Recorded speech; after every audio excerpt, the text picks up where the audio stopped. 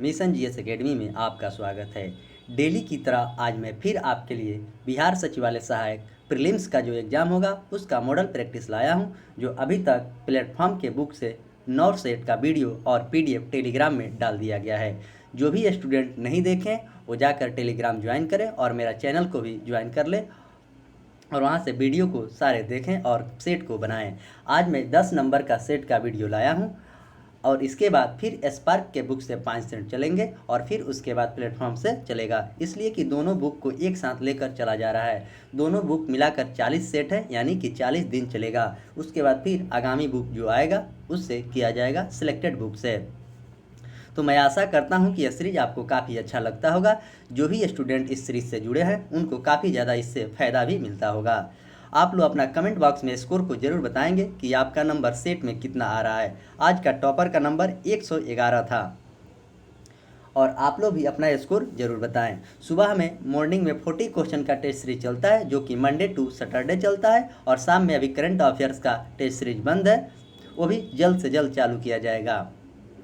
तो आप मेरे तीनों सीरीज़ को फॉलो करें, आपके एग्ज़ाम तक काफ़ी अच्छी तैयारी हो जाएगी, मैं इसका गारंटी दे रहा हूँ। अगर अच्छे से आप मेहनत करेंगे तो आपका एग्ज़ाम के समय तक हर हाल में आपकी तैयारी अच्छी हो जाएगी, क्योंकि जो 40 क्वेश्चन का डिस्कशन किया जाता है उसमें चारों ऑप्शन का डीपली बताया जाता है, और फिर आपको जो दोपहर में बिहार सचिवालय सहायक का डिस्कशन किया जाता है इसमें भी फुल्ली चारों ऑप्शन का डिस्कशन किया जाता है। तो डेली आप 40 प्लस 75 आप खुद ही जोड़ लीजिए। 115 क्वेश्चन आप डेली देख रहे हैं, 115 में 4 से मल्टीप्लाई कीजिएगा, यानी कि 600 क्वेश्चन का आप डिस्कशन देख रहे हैं, तो कहीं ना कहीं आपको क्वेश्चन जरूर मिलेगा। तो इसलिए आप अच्छे से डिस्कशन को देखें और उसमें से जो भी आपको बात इंपॉर्टेंट लगे, वीडियो में बोला जाता है, उसे अपने नोटबुक में नोट करें और रिवीजन करके बार बार पढ़ें। रिवीजन करना सबसे ज़रूरी है, क्योंकि जब तक आप रिवीजन नहीं कीजिएगा तो आपका कुछ भी तैयारी नहीं होगा। पढ़ने का सबसे अच्छा तरीका माना जाता है कि रिवीजन करके कोई भी चीज़ को पढ़े।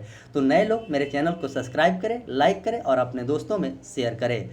और टेलीग्राम का लिंक वीडियो के डिस्क्रिप्शन में डाल दिया जाता है, आप वहां से जाकर टेलीग्राम भी ज्वाइन कर लें। तो चलिए मैं आज के सेशन का शुरुआत करता हूँ। आज का पहला क्वेश्चन क्या है देखते हैं। ह्वेनसांग भारत के किस विश्वविद्यालय में 6 वर्षों तक पठन पाठन किया था? Option A Takshashila, option B Nalanda, option C उपरोक्त में दोनों, और ऑप्शन डी दोनों में से किसी में भी नहीं। तो इसका आंसर हो जाएगा नालंदा में उन्होंने पठन पाठन किया था। ह्वेनसांग भारत हर्षवर्धन के दरबार में आए थे। ह्वेनसांग चीनी यात्री था जो 629 से 645 तक भारत में रहा, 644 तक रहा।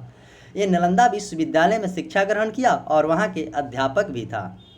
ह्वेनसांग ने राजकीय अतिथि का दर्जा भी तथा अपना दूत बनाकर चीन भेजा गया। ह्वेनसांग जब नालंदा विश्वविद्यालय में था उस समय उसका कुलपति आचार्य शिलभद्र थे। नालंदा विश्वविद्यालय की स्थापना कुमार गुप्त के द्वारा किया गया था।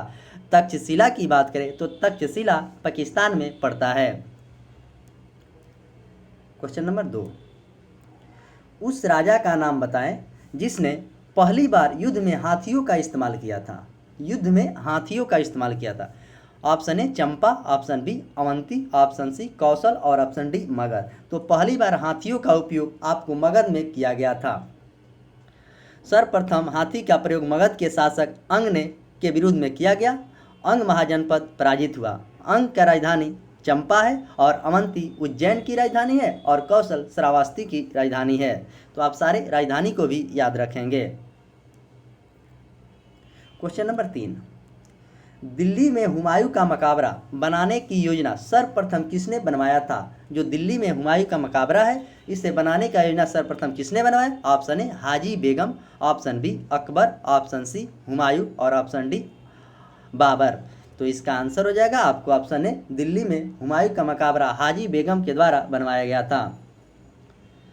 हुमायूं के मकबरा का मुख्य वास्तुकार मिर्जा घियास था। आप इसे भी याद रखेंगे, आपके एग्जाम में पूछने की ज़्यादा संभावना है। और बाबर का मकबरा काबुल में स्थित है। अकबर का मकबरा सिकंदरा में स्थित है, जो सिकंदरा उत्तर प्रदेश में पड़ता है। Question number 4, Cripps mission Bharat कब आया था? ऑप्शन ए 1942 में, ऑप्शन बी 1945 में, ऑप्शन सी 1946 में और ऑप्शन डी 1944 में। तो क्रिप्स मिशन भारत आपको 1942 में आया था। इन्होंने द्वितीय विश्व युद्ध में भी सहयोग किया था। द्वितीय विश्व युद्ध की शुरुआत की बात करें तो 1 सितंबर 1939 से लेकर 1945 तक चला था। 1945 में शिमला सम्मेलन हुआ था। 1946 में कैबिनेट मिशन भारत आया था और 1940 की बात करें तो 1940 में अगस्त प्रस्ताव हुआ था। क्वेश्चन नंबर 5, निम्नलिखित में से किस सुल्तान ने सती प्रथा पर रोकने का प्रयास किया था? Option A Jalaluddin Khilji, option B Firoz Tughlaq, option C Alauddin Khilji और ऑप्शन डी मोहम्मद बिन तुगलक। तो किसने सल्तनत मतलब सती प्रथा पर रोकने का प्रयास किया? तो इसका आंसर हो जाएगा आपको ऑप्शन डी मोहम्मद बिन तुगलक के द्वारा प्रयास किया गया था। जलालुद्दीन फिरोज खिलजी खिलजी वंश के संस्थापक थे। और ऑप्शन बी की बात करें तो फिरोज शाह तुगलक ने सबसे ज़्यादा नहरों की जाल बिछाया था। और ऑप्शन सी की बात करें तो अलाउद्दीन खिलजी ने बाजार नियंत्रण प्रणाली की शुरुआत किया था। क्वेश्चन नंबर 6, तुलसीदास रामचरितमानस किसके शासनकाल में लिखी? Option A Krishnadeva Raya, option B Jahangir, option C Akbar और ऑप्शन डी शाहजहां। तो तुलसीदास इसका आंसर हो जाएगा अकबर के समकालीन थे। अकबर के काल में हिंदी साहित्य का स्वर्णकाल कहा जाता था। अकबर का जन्म 1542 में हुआ था और जहांगीर को चित्रकला का स्वर्ण युग कहा जाता है और शाहजहां ने आगरा में ताजमहल का निर्माण करवाया था। क्वेश्चन नंबर 7, निम्नलिखित में से किस मुगल शासक ने संगीत और नृत्य का प्रतिबंध लगाया था? संगीत और नृत्य पर दोनों पर प्रतिबंध लगा दिया था। Option A Jahangir, option B Humayun और option C Aurangzeb, option D Babur. तो इसका आंसर हो जाएगा आपको ऑप्शन सी औरंगजेब के द्वारा लगवाया गया था। जहांगीर चित्रकला से प्रचलित थे। हुमायूं ने राजगद्दी पर 2 बार बैठा था, एक बार 1555 में और पहली बार जो बैठा था उसको शेरशाह सूरी ने रगड़ कर बाहर कर दिया था। और बाबर की मकबरा आपको अभी मैं बताया हूँ, बाबर का मकबरा काबुल में है। क्वेश्चन नंबर 8, कहाँ पर प्राप्त अशोक के अभिलेख स्तंभ निचले भाग में मयूर का चिन्ह अंकित करता है? Option A Shahbazgarhi, option B Mansehra, option C Lauriya Nandangarh और ऑप्शन डी सोपरा। तो इसका आंसर हो जाएगा आपको ऑप्शन सी लौरिया नंदगढ़। 1837 में सर्वप्रथम जेम्स प्रिंसेप ने अशोक के शिलालेख को पढ़कर सफलता मिली थी। अशोक के बृहद शिलालेख में कुल 14 शिलालेख हैं। सांची का स्तूप अशोक ने ही बनवाया था। क्वेश्चन नंबर 9, भारत में मुद्रा आपूर्ति की स्थिति के संबंध में कहा जा सकता है कि जनता के पास मुद्रा को जमा से कम, ऑप्शन बी जनता के पास मुद्रा बैंकों में जमा से अधिक, ऑप्शन सी जनता के पास मुद्रा केवल अविनिमय और ऑप्शन डी जनता के पास मुद्रा बैंकों में जमा के बराबर। तो इसका आंसर हो जाएगा आपको ऑप्शन ए जनता के पास मुद्रा बैंकों में जमा से कम। भारत का प्राचीनतम मुद्रा आहत मुद्रा कहलाता था।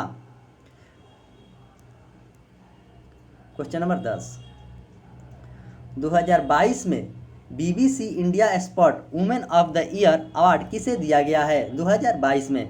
Option A Saina Nehwal, option B Hima Das, option C Shruti Dutee Chand और ऑप्शन डी मीराबाई चानू। तो इसका आंसर हो जाएगा आपको ऑप्शन डी मीराबाई चानू को दिया गया है। क्वेश्चन नंबर 11, जो वन चक्रवात के अवरोधकों का कार्य करते हैं वे वन कौन से हैं? जो वन चक्रवात के अवरोधकों के कार्य करते हैं वे कौन सा वन है? ऑप्शन ए मानसून वन, ऑप्शन बी सदाबहार वन, ऑप्शन सी मैग्रोवा वन और ऑप्शन डी अल्पाइन वन। तो इसका आंसर हो जाएगा आपको ऑप्शन सी मैग्रोवा वन। सुंदरवन का डेल्टा विश्व का सबसे बड़ा डेल्टा है। क्वेश्चन नंबर 12,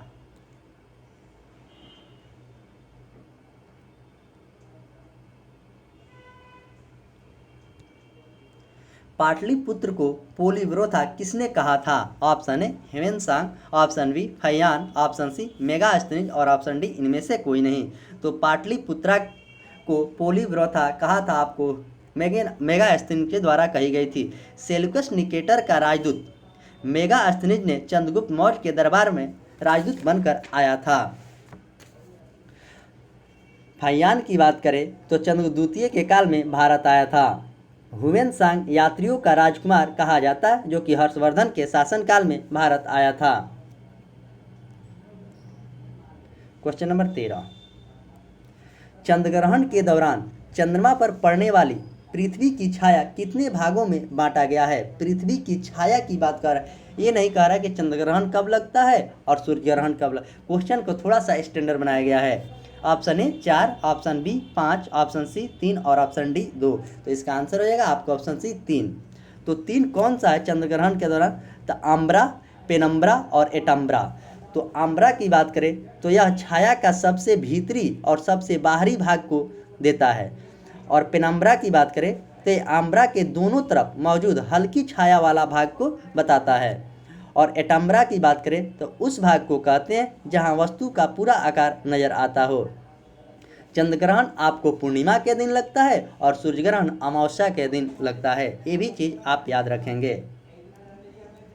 क्वेश्चन नंबर 14, चर्चित पुस्तक मेड इन चाइना भारतीय का लेखक कौन है? ऑप्शन ए परिंदा जोशी, ऑप्शन बी माधुरी विजय, ऑप्शन सी नासिरा शर्मा और ऑप्शन डी सुनील मिश्रा। तो इसका आंसर हो जाएगा आपको ऑप्शन ए परिंदा जोशी। चर्चित पुस्तक made in China. Question number 15, अंतर्राष्ट्रीय ग्रामीण महिला दिवस कब मनाया गया?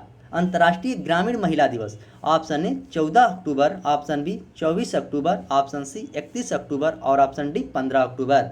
तो इसका आंसर हो जाएगा आपको ऑप्शन डी 15 अक्टूबर को अंतर्राष्ट्रीय ग्रामीण महिला दिवस मनाया गया। वही अंतर्राष्ट्रीय महिला के बात कहता तो 8 मार्च को अंतर्राष्ट्रीय महिला दिवस मनाया जाता है। तो मैं अक्टूबर के इम्पोर्टेंट दिवस की बात करेंगे तो 24 अक्टूबर को यूएनओ दिवस मनाया जाता है, 31 अक्टूबर को एकता दिवस मनाया जाता है और इंदिरा गांधी की पुण्यतिथि भी मनाया जाता है। 14 अक्टूबर को विश्व मानक दिवस मनाया जाता है, 16 अक्टूबर को विश्व खाद्य दिवस मनाया जाता है और 9 अक्टूबर को विश्व डाक दिवस मनाया जाता है और 8 अक्टूबर को वायुसेना दिवस मनाया जाता है। तो जितने भी अक्टूबर में इम्पोर्टेंट डे थे आपको मैंने बताया है, आप इसे नोट कर लेंगे और अच्छे से याद कर लेंगे, क्योंकि आपके एग्जाम में दिवस से भी क्वेश्चन पूछे जाते हैं। क्वेश्चन नंबर 16, बोध गया के महाबोधि मंदिर का निर्माण किस काल में हुआ था? ऑप्शन ए हर्षवर्धन के काल में, ऑप्शन बी कनिष्क के काल में, ऑप्शन सी गुप्त वंश के काल में। तो बोध गया में जो मंदिर था गौतम बुद्ध का, वो गुप्त वंश के काल में उसकी स्थापना हुई थी। कनिष्क की काल के बात करें तो मथुरा के कला और गंधार कला में बुद्ध की मूर्ति का निर्माण कनिष्क के काल में हुआ था। महाबोधि मंदिर जो कि बिहार में है, यहीं पर गौतम बुद्ध को ज्ञान की प्राप्ति हुई थी निरंजन नदी के किनारे, जिसे फाल्गु नदी भी कहा जाता है।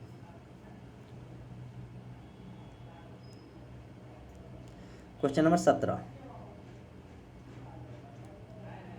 योजना आयोग के स्थान पर नीति आयोग का गठन हुआ। सबसे पहले मैं बता दूं कि योजना आयोग की स्थापना 15 मार्च 1950 को हुआ है। इसे जवाहरलाल नेहरू द्वारा इसकी स्थापना की गई थी। प्रथम अध्यक्ष योजना आयोग के जवाहरलाल नेहरू थे। योजना आयोग के अध्यक्ष प्रधानमंत्री खुद होता है और उपाध्यक्ष की बात करें तो प्रथम उपाध्यक्ष सरदार वल्लभ भाई पटेल थे और योजना आयोग के जगह पर ही नीति आयोग भारत के यशस्वी प्रधानमंत्री नरेंद्र मोदी के द्वारा 14 अगस्त 2014 को इसे समाप्त कर 1 जनवरी 2015 को नीति आयोग की स्थापना की गई और नीति आयोग के वर्तमान में अध्यक्ष खुद प्रधानमंत्री नरेंद्र मोदी हैं। और नीति आयोग के प्रथम उपाध्यक्ष की बात करें तो अरविंद पनगड़िया थे और वर्तमान में नीति आयोग के उपाध्यक्ष की बात करें तो सुमन बैरी हैं। तो आप इसे अच्छे से याद रखेंगे, आपके एग्जाम में पूछने की ज़्यादा संभावना है। क्वेश्चन नंबर 18,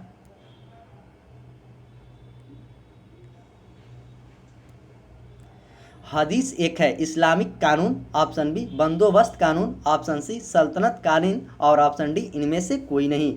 तो हदीस की बात कर रहा है तो हदीस इसका आंसर हो जाएगा आपको ऑप्शन डी।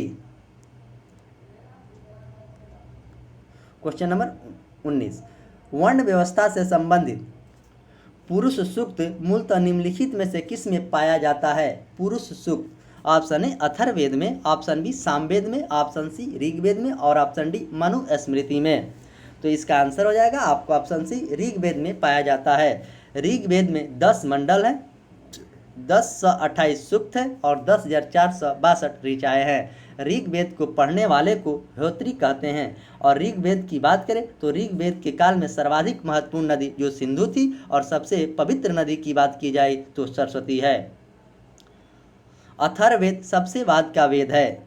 सामवेद में आपको गाना बजाना होता है। मनुस्मृति की बात करें तो मनुस्मृति प्रथम विधि हिंदू पुस्तक है।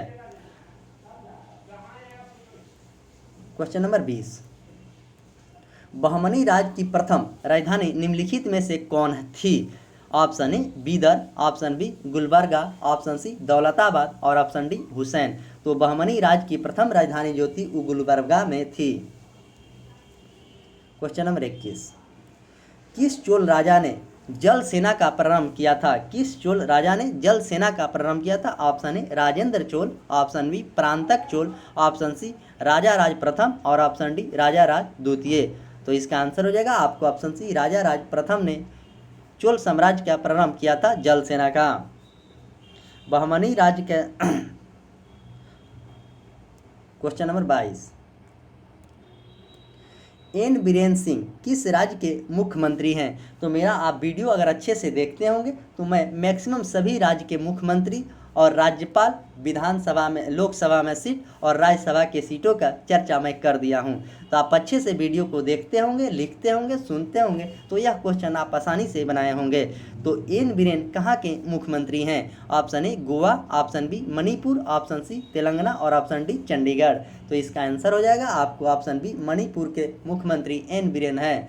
और मणिपुर के राज्यपाल की बात करें तो एल गणेशन वहाँ के राज्यपाल हैं। लोकसभा की सीटों की बात करें तो वहाँ लोकसभा की सीट 2 और राज्यसभा की सीटों की बात करें तो 1 वहाँ राज्यसभा की सीट है। ऑप्शन ए की बात करें तो गोवा के मुख्यमंत्री प्रमोद सावंत हैं और वहाँ के राज्यपाल पी श्रीधरन पिल्लई हैं। वहाँ भी लोकसभा में 2 सीट है और राज्यसभा में 1 सीट है। वही ऑप्शन सी की बात करें तो तेलंगाना के मुख्यमंत्री के चंद्रशेखर राव हैं और वहाँ के राज्यपाल तिमलिसाई सौंदरराजन। आप अच्छे से याद कर लें, तिमलिसाई सौंदरराजन वहाँ के राज्यपाल हैं।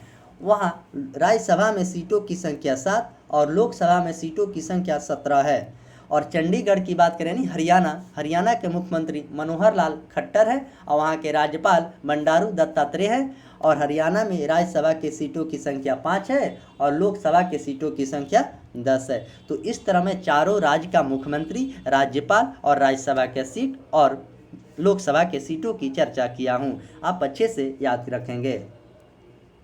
क्वेश्चन नंबर 23, भारत के प्रथम न्यूक्लियर ऊर्जा स्टेशन की स्थापना कहाँ किया गया? भारत का प्रथम, option A Kalpakkam, option B Kota, option C Tarapur और ऑप्शन डी नरौरा। तो भारत का प्रथम जो किया गया है आपको ऑप्शन सी तारापुर में किया गया था 1972 में, जो तारापुर महाराष्ट्र में पड़ता है। और कलपक्कम जो तमिलनाडु में पड़ता है, इसकी स्थापना 1984 में की गई थी। वही ऑप्शन डी की बात करें नरौरा जो कि यूपी में पड़ता है, इसकी स्थापना 1991 में किया गया था। और भारत का प्रथम न्यूक्लियर रिएक्टर की स्थापना की बात कहेगा तो अप्सरा का नाम है, जो 1956 में इसकी स्थापना हुआ था अप्सरा की। इस तरह इसका आंसर हो जाएगा आपको option C Tarapur. Question number 24, Bihar के प्रथम निर्दलीय मुख्यमंत्री कौन है? तो बिहार के प्रथम निर्दलीय मुख्यमंत्री, इस क्वेश्चन को सीडीपीओ में पूछा गया था। ऑप्शन ए महामाया प्रसाद सिन्हा और option B Krishna Singh, option C Satish Prasad Singh और ऑप्शन डी इनमें से कोई नहीं। तो बिहार के प्रथम निर्दलीय मुख्यमंत्री की बात करें तो महामाया प्रसाद प्रथम निर्दलीय मुख्यमंत्री हैं। उन्होंने 5 मार्च 1967 से लेकर 28 जनवरी 1968 तक मुख्यमंत्री पद पर रहे हैं। और महामाया प्रसाद का जन्म बिहार के सीवान जिला में पटेढ़ी नामक गांव में हुआ था, जो कि महाराजगंज कंस्टिट्यूएंसी में पड़ता है। वही ऑप्शन बी की बात करें तो श्री कृष्ण सिंह बिहार के प्रथम मुख्यमंत्री थे और इनका जन्म आपको नवादा जिले में हुआ था। इन्हें बिहार का केसरी भी कहा जाता है श्री कृष्ण सिंह को। और ऑप्शन सी की बात करें तो सतीश प्रसाद प्रथम दलित मुख्यमंत्री बिहार के प्रथम दलित मुख्यमंत्री की बात करें तो भोला पासवान प्रथम दलित मुख्यमंत्री थे। और बिहार में सबसे ज़्यादा मुख्यमंत्री में शपथ लेने वाला आपको मुख्यमंत्री नीतीश कुमार है, जो कि अभी तक 7 बार मुख्यमंत्री में शपथ ले चुके हैं। क्वेश्चन नंबर 25,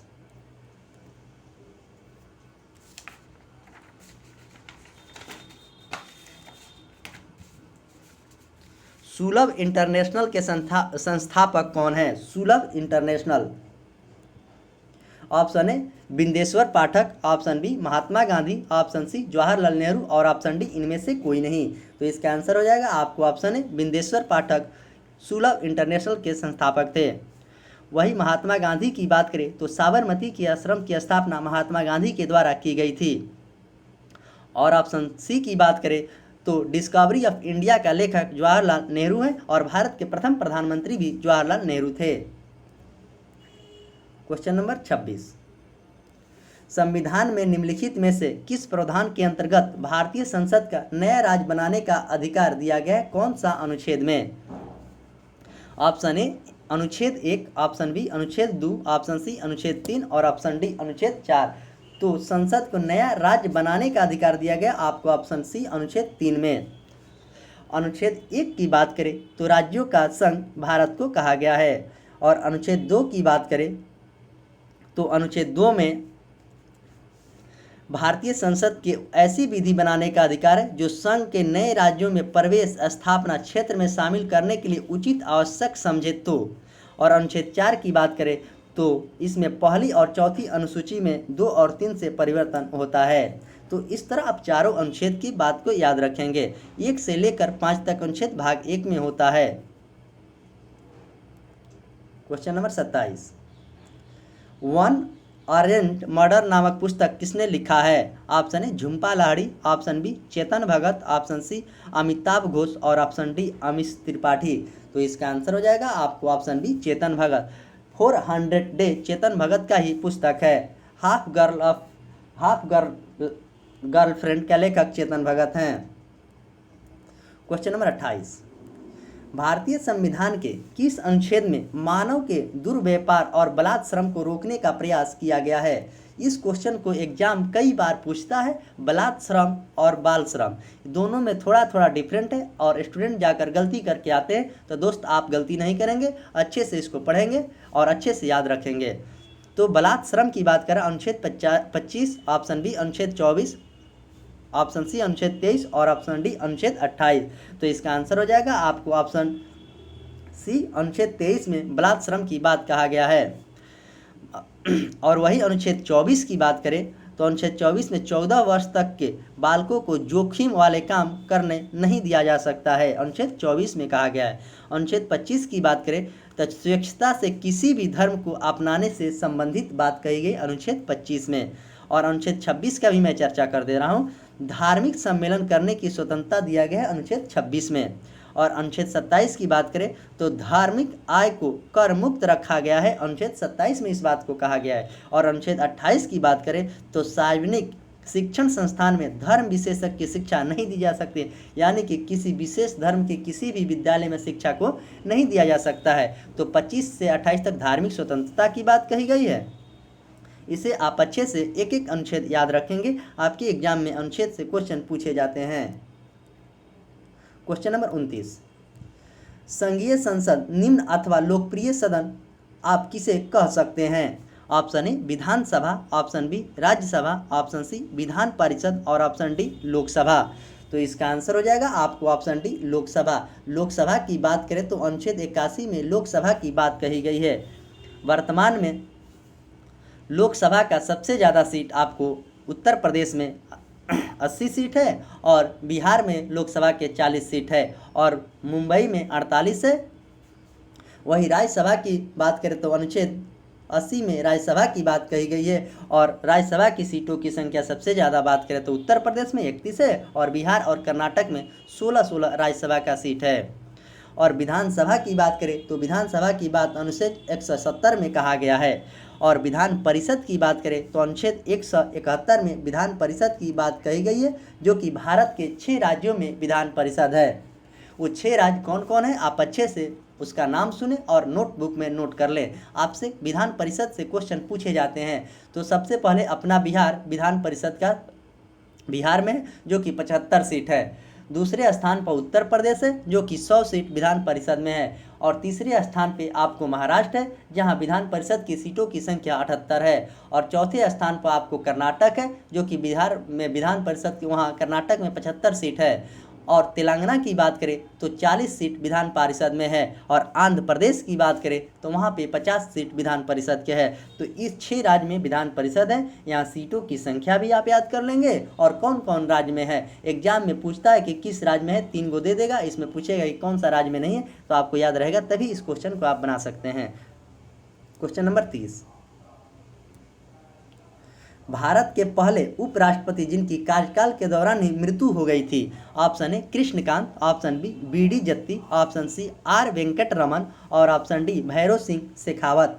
तो इसका आंसर हो जाएगा आपको ऑप्शन ए कृष्णकांत की मृत्यु हुई थी, जिनका शासनकाल था 1997 से लेकर 2002 तक उन्होंने उपराष्ट्रपति रहे थे। वही ऑप्शन बी की बात करें तो बीडी जत्ती 1974 से लेकर 1969 तक भारत के उपराष्ट्रपति रहे हैं। वही आर वेंकट रमन की बात करें तो 1984 से लेकर 1987 तक वो भारत के राष्ट्रपति रहे हैं। और भैरव सिंह शेखावत की बात करें तो 2002 से लेकर 2007 तक वो भारत के उपराष्ट्रपति रहे हैं। उपराष्ट्रपति की बात करें तो अनुच्छेद 63 में उपराष्ट्रपति की बात कही गई है। वर्तमान में भारत के उपराष्ट्रपति आपको एम वेंकैया नायडू हैं। उपराष्ट्रपति राज्यसभा के उपसभापति होता है। क्वेश्चन नंबर 31, भारतवर्ष में सर्वप्रथम दूरभाषा का प्रादुर्भाव किस वर्ष किया गया था। Option A 1951, option B 1981, option C 1851 और ऑप्शन डी 1850। तो इसका आंसर हो जाएगा आपको ऑप्शन डी 1850 में किया गया था। 1951 में वित्त आयोग का गठन किया गया था। क्वेश्चन नंबर 32, निम्नलिखित में से कौन पंचायती राज व्यवस्था का संवैधानिक दर्जा प्रदान करता है। ऑप्शन ए 11वीं अनुसूची, ऑप्शन बी राष्ट्रपति, ऑप्शन सी प्रधानमंत्री और ऑप्शन डी 12वीं अनुसूची। तो इसका आंसर हो जाएगा आपको ऑप्शन ए 11वीं अनुसूची में पंचायती राज की बात कही गई है। वही अनुच्छेद के बात कहता तो अनुच्छेद 40 में पंचायती राज का बात कहा गया और भाग 4 में पंचायती राज है। इसमें 29 विषय की बात की चर्चा की गई है। 73वां संविधान संशोधन के तहत पंचायती राज का बात कहा गया है, जो कि 11वीं अनुसूची में है। वही ऑप्शन बी की बात करें तो राष्ट्रपति की बात अनुच्छेद 52 में कहा गया है। वर्तमान में भारत के राष्ट्रपति एम वेंकैया नायडू हैं, भारत के राष्ट्रपति आपको रामनाथ कोविंद हैं, जो कि 14वें राष्ट्रपति हैं, जिनका जन्मस्थली कानपुर में है। ऑप्शन सी की बात करें तो प्रधानमंत्री अनुच्छेद 75 में कहा गया। वर्तमान में भारत के प्रधानमंत्री नरेंद्र मोदी हैं और इनका जन्म आपको गुजरात में हुआ है। और ऑप्शन डी की बात करें तो 12वीं अनुसूची की बात करें तो इसमें नगर पालिका की बात कहा गया है। नगर पालिका में आपको 29 विषय, नगर पालिका में 18 विषय की चर्चा किया गया है और पंचायती राज में 29 विषय का चर्चा किया गया था। पंचायती राज दिवस 24 अप्रैल को मनाया जाता है। ये भी चीज़ आप अच्छे से याद रखेंगे। 74वां संविधान संशोधन के तहत नगर पालिका को जोड़ा गया है 12वीं अनुसूची में 1993 में। क्वेश्चन नंबर 33, भारत के आर्थिक नियोजन के क्षेत्र में शोषण विहीन समाज के स्थापना उद्देश्य किसने सर्वोदय योजना में प्रस्तुत किया है। तो option A Jayaprakash Narayan, option B Mahatma Gandhi, option C Jawaharlal Nehru और ऑप्शन डी सुभाष चंद्र बोस। तो इसका आंसर हो जाएगा आपको ऑप्शन ए जयप्रकाश नारायण 1950 में किया था। महात्मा गांधी का जन्म 2 अक्टूबर 1869 को पोरबंदर नामक स्थान पर हुआ था, जो कि गुजरात में पोरबंदर पड़ता है। और जवाहरलाल नेहरू की बात करें तो जवाहरलाल नेहरू भारत के सबसे ज़्यादा दिनों तक प्रधानमंत्री रहने वाले व्यक्ति अभी भी हैं। और सुभाष चंद्र बोस फॉरवर्ड ब्लॉक की स्थापना 1938 में किए थे। Question number 21। 21 अप्रैल को कौन सा दिवस मनाया जाता है? सिविल सेवा दिवस, ऑप्शन बी पृथ्वी दिवस, ऑप्शन सी पंचायती राज दिवस और ऑप्शन डी विश्व विरासत दिवस। तो मैंने अभी पंचायती राज का तो चर्चा किया हूँ। 21 अप्रैल को कौन सा दिवस मनाया जाता है? तो आपको सिविल सेवा दिवस 21 अप्रैल को मनाया जाता है और पृथ्वी दिवस 22 अप्रैल को मनाया जाता है और पंचायती राज 24 अप्रैल को मनाया जाता है और विश्व विरासत 18 अप्रैल को मनाया जाता है और स्वास्थ्य दिवस 7 अप्रैल को मनाया जाता है। तो अप्रैल में जितने भी महत्वपूर्ण दिवस थे मैंने सारे दिवस का चर्चा किया हूँ, आप अच्छे से इसे याद कर लेंगे। Question number 35। पूर्ण स्पर्धा कीमत का लेन देन आप किसे मानते हैं? Option A firm, option B सरकार, ऑप्शन सी उद्योग और ऑप्शन डी खरीदार। तो इसका आंसर हो जाएगा आपको option A firm. Question number 36। निम्नलिखित में से भूटान का मुद्रा क्या है? भूटान का मुद्रा की बात कह रहा है। ऑप्शन ए रुपया, ऑप्शन बी टाका, ऑप्शन सी डॉलर और ऑप्शन डी नुंगलस्ट्रम। तो भूटान की मुद्रा आपको ऑप्शन डी इसका करेक्ट आंसर है, नुंगलस्ट्रम है। मैं भारत के पड़ोसी देश का मुद्रा और राजधानी के बारे में आपको बता रहा हूँ। तो नेपाल का मुद्रा आपको रुपया है, वहाँ की राजधानी काठमांडू है और बांग्लादेश का राजधानी ढाका है, वहाँ के मुद्रा आपको टाका है और भूटान की राजधानी थिम्पू है और वहाँ का मुद्रा नुंगलस्ट्रम है और म्यांमार का मुद्रा क्यात है और वहाँ की राजधानी की बात करें तो न्यू पैता वहाँ की राजधानी है और डॉलर की बात करें तो अमेरिका का मुद्रा डॉलर है और भारत का रुपया है। तो ये सारे चीज़ को आप याद कर लेंगे, कहीं ना कहीं आपके एग्जाम में राजधानी चाहे मुद्रा पूछे जाते हैं। Question number 37। उस राज्य का नाम जो खिलजी वंश से संबंधित नहीं है? Option A Jalaluddin Khilji, option B Alauddin Khilji, option D Mubarak Shah Khilji, option D Malik Kafur. जो मलिक कपूर था वो मोहम्मद बिन तुगलक के शासनकाल में 1000 दिनार में उसे खरीदा गया था, वही मलिक कपूर है। इसका आंसर हो जाएगा आपको ऑप्शन डी जलालुद्दीन, अलाउद्दीन और मुबारक शाह खिलजी वंश से संबंधित है। खिलजी वंश के संस्थापक खुद जलालुद्दीन थे और बाजार नियंत्रण प्रणाली अलाउद्दीन खिलजी ही दिए थे। Question number 38। Question number 38। अंग्रेजों ने सिक्के ढालने के टकसाल सर्वप्रथम कहाँ स्थापित किया? Option A Madras, option B Balasore, option C Mumbai और ऑप्शन डी कोलकाता। तो अंग्रेजों ने सिक्के ढालने की टकसाल सर्वप्रथम आपको कलकत्ता में शुरू किया था।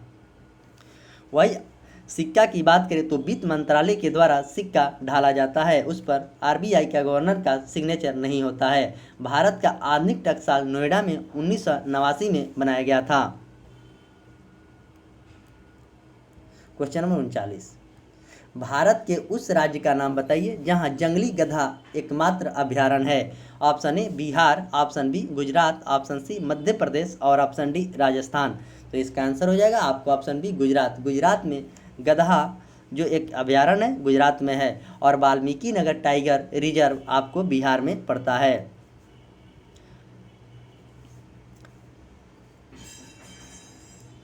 Question number 40। एकमात्र ग्रह जहां दिन की लंबाई उसके वर्ष की अपेक्षा अधिक होता है। Option A Mangal, option B Shukra, option C Uranus और ऑप्शन डी नेपच्यून। तो एकमात्र ऐसा ग्रह है वो ऑप्शन बी हो जाएगा शुक्र ग्रह। दिन की लंबाई उसके वर्ष की अपेक्षा अधिक होता है। मंगल की बात करें जिसे लाल ग्रह भी कहा जाता है, इसके 2 उपग्रह हैं डिवोस और फोबोस। और शुक्र का कोई उपग्रह नहीं है, बुध को भी कोई उपग्रह नहीं है। सबसे ज़्यादा उपग्रह वाला बात करें तो आपको शनि है जिसकी 82 उपग्रह है और उसके बाद ब्रह्मांड में सौर मंडल का सबसे बड़ा ग्रह की बात करें तो आपको बृहस्पति है और उसका उपग्रह भी गैनीमेड सबसे बड़ा उपग्रह है। Question number 41। परमाणु ऊर्जा नियामक बोर्ड के अध्यक्ष कौन है? Option A T Ramasami, option B G Nageswara Rao और ऑप्शन सी जी नारायणन और ऑप्शन डी एस सोमनाथन। तो इसका आंसर हो जाएगा आपको ऑप्शन बी जी नागेश्वर। अभी एस सोमनाथन जो हैं इसरो के अध्यक्ष हैं। Question number 42। लोक लेखा समिति अपनी वार्षिक रिपोर्ट किसे पेश करती है? लोक लेखा समिति ऑप्शन ए संसद को, ऑप्शन बी लोकसभा अध्यक्ष को, ऑप्शन सी राष्ट्रपति को, ऑप्शन डी राज्यसभा को। तो लोक लेखा समिति अपनी रिपोर्ट लोकसभा अध्यक्ष को पेश करती है। बहुत लोग इसका आंसर राष्ट्रपति मारेंगे, लेकिन संसद लोकसभा अध्यक्ष को पेश करता है। संसद की बात करें तो अनुच्छेद 79 में संसद की बात कहा गया है। राष्ट्रपति और राज्यसभा के मैं चर्चा खुद ही कर दिया हूँ। और लोकसभा अध्यक्ष की बात करें तो अनुच्छेद 93 में लोकसभा अध्यक्ष और उपाध्यक्ष की बात कहा गया है। वर्तमान में लोकसभा के अध्यक्ष ओम बिरला हैं। क्वेश्चन नंबर 43, किस भारतीय राज्य में ईसाई जनसंख्या का प्रतिशत उच्चतम है? Option A Goa, option B Kerala, option C Mizoram और ऑप्शन डी नागालैंड। तो इसका आंसर हो जाएगा आपको ऑप्शन सी मिजोरम में है। मिजोरम की बात करें तो मिजोरम का मुख्यमंत्री पीयू जोराथंगमा है और वहाँ के राज्यपाल की बात करें तो कंभंगपति हरि बाबू हैं। वहाँ लोकसभा और राज्यसभा में एक एक सीट है। गोवा का मैं चर्चा कर दिया हूँ। केरल की बात करें तो केरल का मुख्यमंत्री पिनाराई विजयन है और वहाँ के राज्यपाल की बात करें तो आरिफ मोहम्मद खान वहाँ के राज्यपाल हैं। वहाँ राज्यसभा में सीटों की संख्या की बात करें तो 9 और लोकसभा में सीटों की संख्या बात करें तो 20 वहाँ लोकसभा की सीटों की संख्या है। नागालैंड की बात करें तो नागालैंड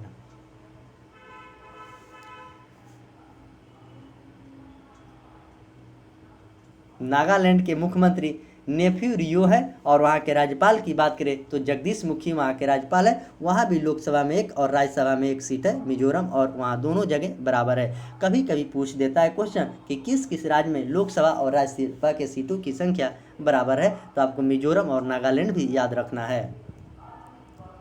क्वेश्चन नंबर 44, आसारा संपूर्ण पोषण और विद्या कुंड का किस राज्य की योजना है? Option A Tamil Nadu, option B Kerala, option C Andhra Pradesh और ऑप्शन डी उड़ीसा।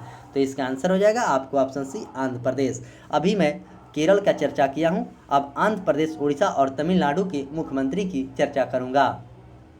तो तमिलनाडु का मुख्यमंत्री की बात करें तो एम.के. स्टालिन वहाँ के मुख्यमंत्री हैं और आर.एन. रवि वहाँ का राज्यपाल हैं। राज्यसभा में 18 सीट है और लोकसभा में 39 सीट वहाँ है।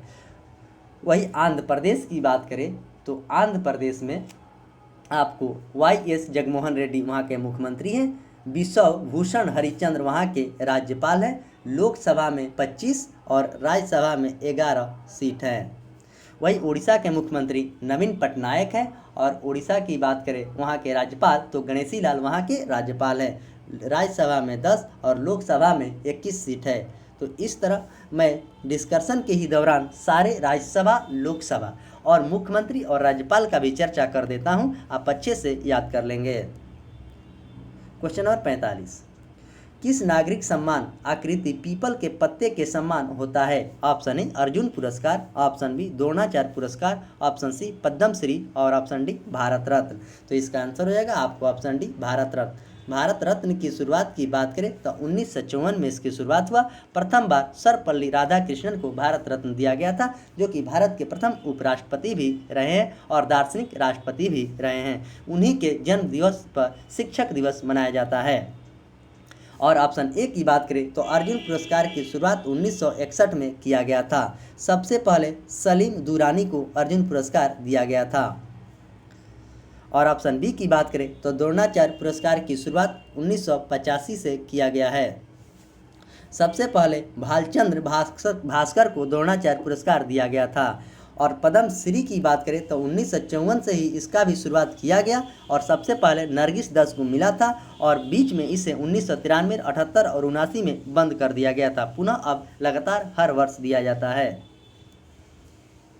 क्वेश्चन नंबर 46, सत्यम शिवम सुंदरम किसका आदर्श वाक्य है? पर्यटन विभाग, option B All India Radio, option C railway और ऑप्शन डी दूरदर्शन। तो इसका आंसर हो जाएगा आपको ऑप्शन डी दूरदर्शन का है। क्वेश्चन नंबर 47, आरबीआई ने किस शहर में reserve bank innovation hub RBIH का उद्घाटन किया है? RBIH, ऑप्शन ए मुंबई में, ऑप्शन बी नई दिल्ली में, ऑप्शन सी बेंगलुरु में और ऑप्शन डी हैदराबाद में। तो इसका आंसर हो जाएगा आपको ऑप्शन सी बेंगलुरु में। तो मैं अभी चर्चा इसका RBI के वर्तमान में गवर्नर शक्तिकांत दास हैं। RBI की स्थापना 1935 में हुआ था और इसका राष्ट्रीयकरण 1949 में हुआ था। तो मैं मुंबई की बात करूं तो मुंबई का मुख्यमंत्री उद्धव ठाकरे हैं और वहां के राज्यपाल की बात करें तो भगत सिंह कोश्यारी वहां का राज्यपाल है। और राज्यसभा में 19 सीट है और लोकसभा में 48 सीट है। दूसरे नंबर पर मुंबई ही आता है लोकसभा और राज्यसभा के सीटों में। और ऑप्शन बी की बात करें तो नई दिल्ली का मुख्यमंत्री आपको अरविंद केजरीवाल है और वहाँ के उपराज्यपाल विनय त्रिपाठी हैं, जो कि हाल ही में चेंज हुए। पहले अनिल बैजल वहाँ के उपराज्यपाल थे। नई दिल्ली में लोकसभा की सीटों की संख्या 5 थी। और बेंगलुरु की बात करें तो कर्नाटक का मुख्यमंत्री आपको बसवराज बोम्मई है और वहाँ के राज्यपाल थावरचंद गहलोत है। और वहाँ राज्यसभा में 16 सीट है, राज्यसभा में 16 सीट है और लोकसभा में 28 सीट है। तो ये भी चीज़ आप याद रखेंगे। क्वेश्चन नंबर 48, वर्ल्ड एथलेटिक ने किसे वुमेन ऑफ द ईयर 2021 का घोषित किया है? Option A Anju Bobby George, option B Hima Das, option C Naomi Osaka और ऑप्शन डी अकाने यामागुची। तो इसका आंसर हो जाएगा आपको option A Anju Bobby George. Question number 49, जलवायु संकट से निपटने हेतु किन एशियाई देश या देशों में एक समझौता किया गया? Israel, option B Jordan, option C UAE और ऑप्शन डी उपयुक्त में सभी। तो इसका आंसर हो जाएगा आपको ऑप्शन डी उपयुक्त में सभी। जॉर्डन में भी किया गया, इजराइल में भी और यूएई में। क्वेश्चन नंबर 50, उड़ीसा के किस नदी पर 110 करोड़ रुपये की लागत से रोपेक्स जेटी परियोजना बनाने की घोषणा की गई है? ऑप्शन ए भार्गवी नदी पर, ऑप्शन बी ब्राह्मणी नदी पर, ऑप्शन सी बूधा बांग्ला नदी पर और ऑप्शन डी धामरा नदी पर। तो इसका आंसर हो जाएगा आपको ऑप्शन डी धामरा नदी पर। इस तरह जो जीके का क्वेश्चन 50 था उसका डिस्कशन किया गया। अब साइंस का डिस्कशन किया जाएगा। आइए साइंस का क्वेश्चन देखते हैं।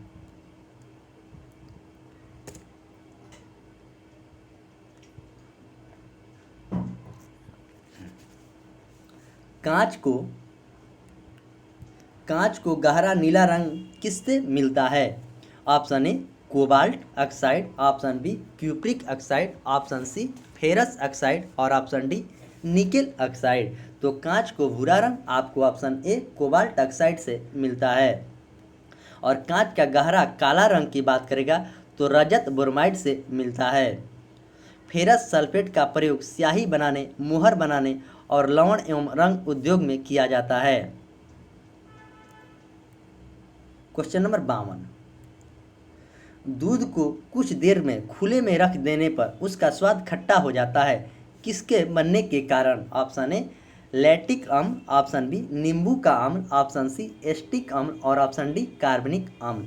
तो इसका आंसर होगा आपको ऑप्शन ए लैक्टिक अम्ल के कारण दूध खट्टा हो जाता है। वही इमली में टार्टरिक अम्ल पाया जाता है। दूध से दही बनाने की प्रक्रिया को लैक्टोबैसिलस प्रक्रिया कहते हैं। क्वेश्चन नंबर 53, वायुमंडल में ओजोन परत के हास्य के लिए निम्नलिखित में से कौन सा रासायनिक द्रव उत्तरदायी है? तो option A nitrous oxide, option B carbon dioxide, option C chlorofluorocarbon, option D sulphur dioxide. तो इसका आंसर हो जाएगा आपको ऑप्शन सी क्लोरोफ्लोरोकार्बन यानी कि CFC।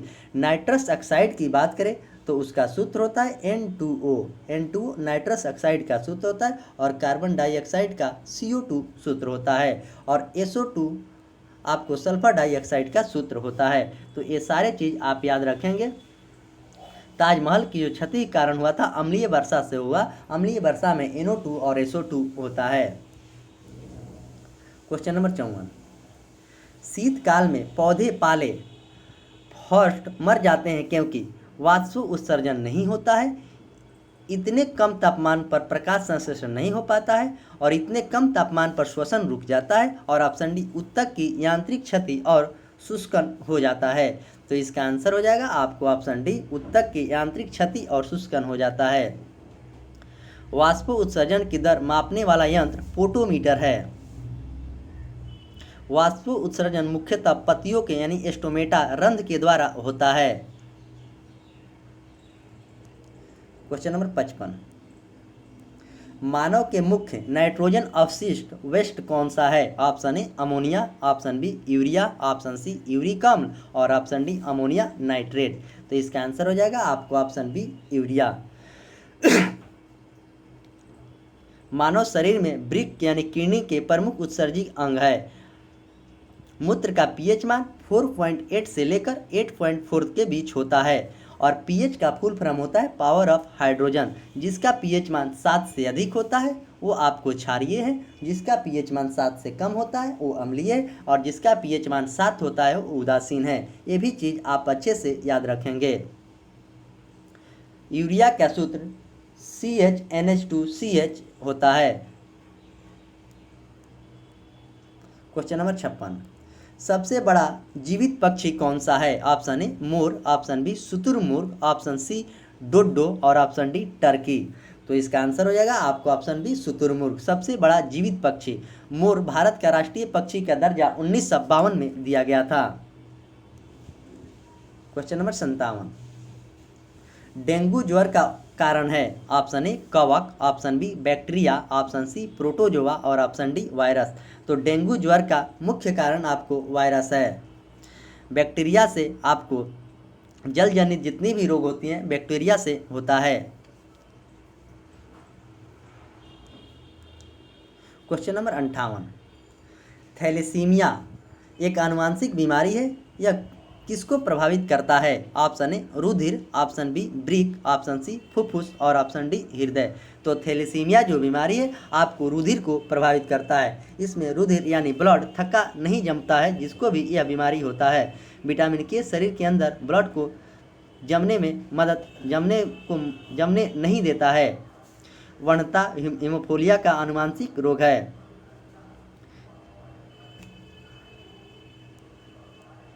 क्वेश्चन नंबर 59, असमान वेग और एक समान त्वरण, असमान वेग और एक समान त्वरण के साथ चल रहे पिंड के लिए विस्थापन काल ग्राफ रैखिक होता है, विस्थापन काल ग्राफ अरैखिक होता है। ऑप्शन सी वेग समय ग्राफ अरैखिक होता है, ऑप्शन डी वेग समय ग्राफ रैखिक होता है। तो इसका आंसर हो जाएगा आपको ऑप्शन डी वेग और समय रैखिक होता है। इसका ऐसे ग्राफ बनेगा V और T, V और T, ऐसे ग्राफ बनेगा इसका।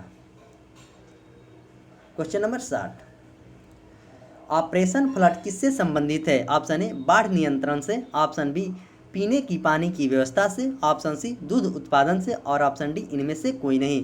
तो ऑपरेशन फ्लड आपको दूध उत्पादन से, इसकी शुरुआत 1970 में हुआ था। ऑपरेशन फ्लड की शुरुआत दूध क्रांति का जनक वर्गीज कुरियन है। क्वेश्चन नंबर 61, ध्वनि की आवृत्ति n और तरंग दर लैम्डा और चाल v के बीच का क्या संबंध है? n बराबर लैम्डा बाई v, n बराबर lambda v square, option C n बराबर n lambda, option D n बराबर v बाई लैम्डा। यानी कि इसका करेक्ट आंसर आपको ऑप्शन डी होगा।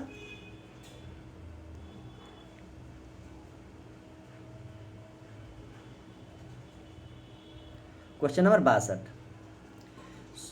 62 नंबर क्वेश्चन मिलान करना है। हाइड्रोक्लोरिक दाब जड़ित गति के जड़त्व का सिद्धांत, सौर प्रणाली, हीलियोसेंट्रिक सिद्धांत, ऑप्शन डी गुरुत्वाकर्षण का सर्वाधिक नियम। तो गुरुत्वाकर्षण का आपको डी का 4, हाइड्रोलिक जो है पास्कल, गति जड़त्व का गैलीलियो और सौर प्रणाली कोपर्निकस। तो इसका आंसर हो जाएगा 3, 2 मतलब 3, 1, यानी कि 3, 1, 2, 4।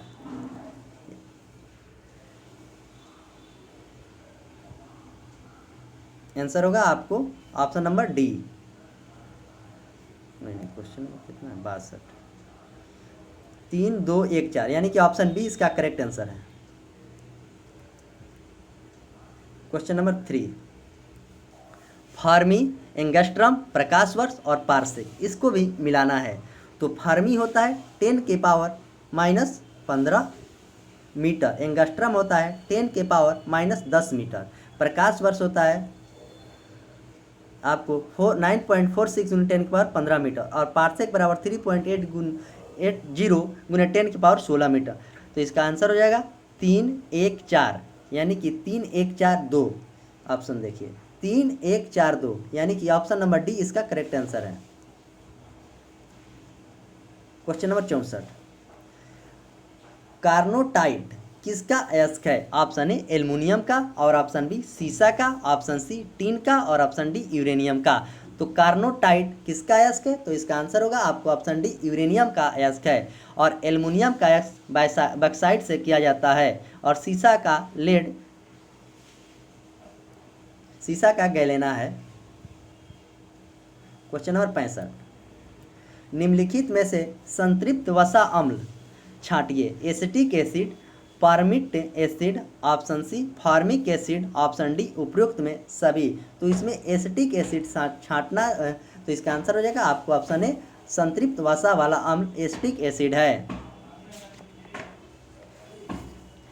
क्वेश्चन नंबर 66, मम्स जीवाणु द्वारा उत्पन्न होता है, प्रोटोजोआ द्वारा उत्पन्न होता है, जीवाणु द्वारा उत्पन्न रोग है, और ऑप्शन डी कवक द्वारा उत्पन्न रोग है। तो मम्स इसका आंसर हो जाएगा आपको ऑप्शन सी विषाणु द्वारा उत्पन्न होने वाला रोग है। वही जीवाणु से आपको होता है रोग, मैं बताता हूँ जो इम्पोर्टेंट रोग है जो आपके एग्जाम में पूछे जाते हैं। जीवाणु से डिप्थीरिया, गोनेरिया, मेनिंजाइटिस, हैजा, कुष्ठ रोग, टाइफाइड, टेटनस, टीबी, प्लेग, कुकुर खांसी और निमोनिया, ये सारे रोग आपको जीवाणु से होते हैं। आप इसे नोटबुक में जरूर नोट करेंगे। विषाणु से होने वाला रोग चेचक, चिकन पॉक्स, खसरा, गलसुआ, एड्स, इन्फ्लुएंजा, डेंगू, रेबीज और पोलियो, ये सब विषाणु से होने वाला रोग है। वही प्रोटोजोआ की बात करें तो मलेरिया, स्लीपिंग सीनेस और कालाजार, ये सब प्रोटोजोआ से होने वाला रोग है। वही कवक यानी फंगी से एथलीट फुट और रिंग वर्स होने वाला रोग है। तो मैंने जितना रोग बताया यही आपके एग्जाम में पूछे जाते हैं। ये कौन किससे है तो आप अच्छे से सब याद कर लेंगे। क्वेश्चन नंबर 67, ये भी मिलान करने वाला क्वेश्चन है। सर्दी, फालेरिया और मलेरिया आंत ज्वर, तो फर्मी हो जाएगा आपको 10 के एक का एक होगा। सर्दी वायरस से होता है, और फाइलेरिया परजीवी क्रीम से होता है, और मलेरिया की बात करें तो प्रोटोजोआ से होता है, आंत ज्वर बैक्टीरिया से होता है। तो इसका आंसर हो जाएगा 1 3 2, यानी 1 3 4 2, यानी कि ऑप्शन बी।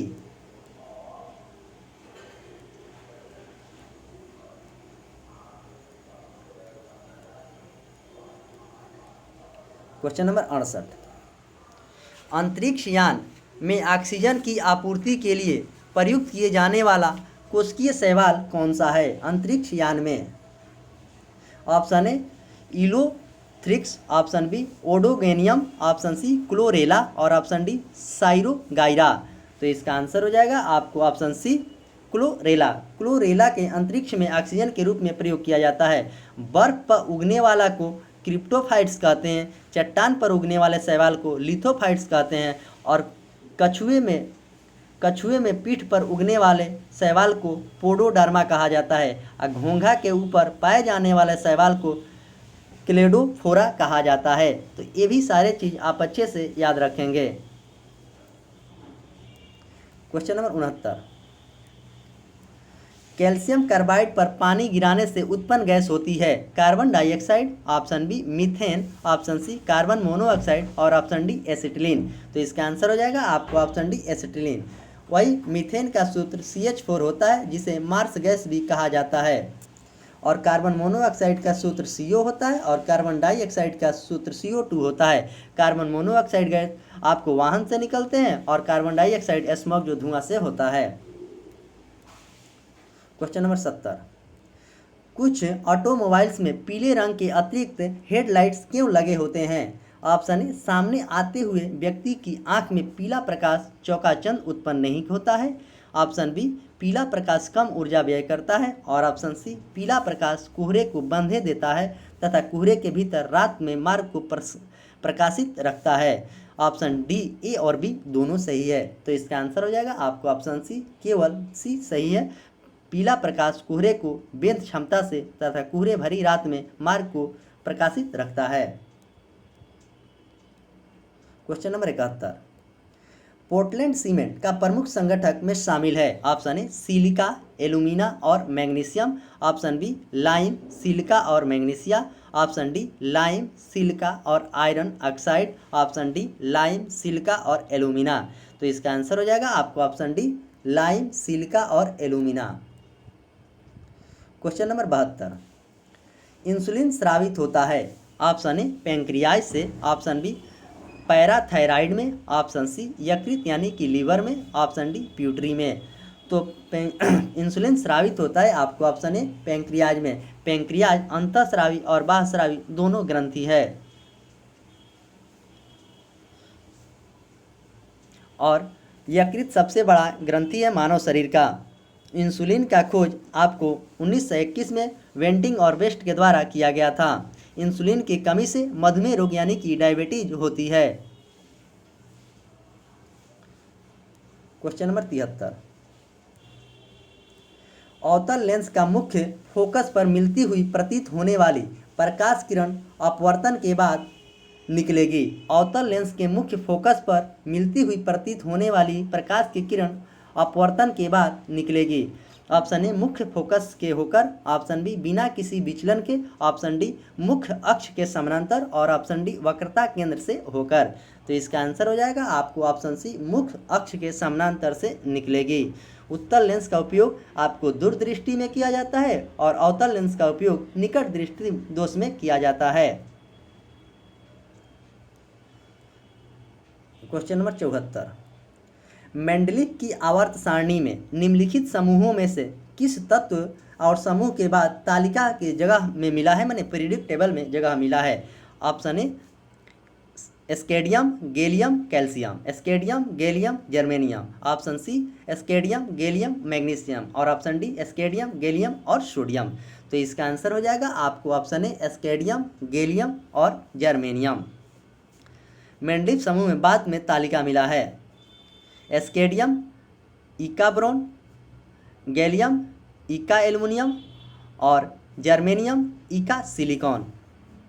मेंडलीफ ने जब आवर्त सारणी के जर्मन पत्रिका में सर्वप्रथम 1872 में प्रकाशित किया था, उस समय मात्र 63 तत्व ही ज्ञात थे। इस क्वेश्चन को पूछा जाता है, जब मेंडलीफ ज्ञात किया था उस समय प्रथम बार 63 ही तत्व ज्ञात किए गए थे। इस क्वेश्चन को आप याद रखेंगे।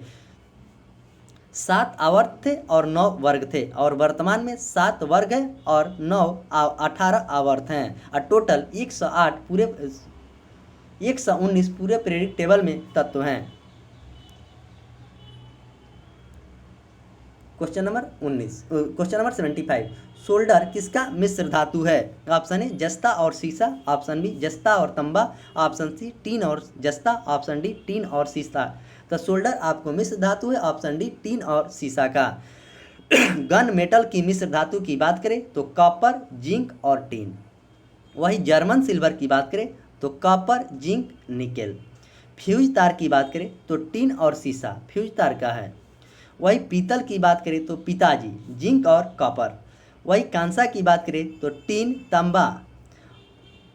डच मेटल की बात करें तो कॉपर और जिंक। इस तरह जितने भी मिश्र धातु हैं किससे किससे मिलकर बने हैं उसका मैं चर्चा किया। इस तरह आज 75 क्वेश्चन का डिस्कशन किया गया जो कि सेट नंबर 10 था। मैं आशा करता हूं कि यह सीरीज आपको काफ़ी अच्छा लगता होगा और लगना भी चाहिए। वीडियो थोड़ा लंबा होता है लेकिन आपको डिस्कशन फुल्ली अच्छे तरीक़ा से दिया जाता है। चारों ऑप्शन का भरसक डिस्कशन करने की पूरी प्रयास की जाती है और किया भी जाता है। आप देखते होंगे तो खुद एनालिसिस आप करते होंगे। जो भी लोग चैनल पर नए हैं तो चैनल को जरूर सब्सक्राइब करें और लाइक करना ना भूलें। अगर आपको वीडियो अच्छा लगे तो लाइक ज़रूर करें और अपने दोस्तों में शेयर करें और बेल आइकन दबाना ना भूलें। बेल आइकन दबाइएगा तो सबसे पहले वीडियो का नोटिफिकेशन आपके पास जाएगा। मेरा 3 सीरीज जो चलता है, सुबह में 40 क्वेश्चन का डिस्कशन जो कि मंडे टू सैटरडे चलता है और शाम में करंट अफेयर्स को जो कि फिलहाल अभी नहीं चल रहा है, और बिहार सचिवालय सहायक प्रीलिम्स का टेस्ट भी चल रहा है। अभी तक मैं 15 सेट कर दिया हूँ। इसके बाद फिर 5 सेट आपको स्पार्क बुक से आएंगे, उसके बाद फिर आपको प्लेटफॉर्म से 5 सेट आएंगे। तो इस तरह दोनों बुक मिलाकर 40 सेट है। उसके आगे फिर सेट आते रहेंगे जब तक एग्ज़ाम नहीं होगा। तो मैं आशा करता हूँ कि यह सीरीज आपको काफ़ी अच्छा लगता होगा। जो भी लोग चैनल पर नए हैं तो चैनल को ज़रूर सब्सक्राइब कर ले और टेलीग्राम से ज़रूर ज्वाइन करें। वहीं पर PDF और वीडियो डाला जाता है जिसका लिंक वीडियो के डिस्क्रिप्शन में डाल दिया जाता है। तो चलिए मैं इसी के साथ आज के सेशन का समाप्त करता हूँ। मिलते हैं फिर अगले वीडियो में, तब तक के लिए धन्यवाद।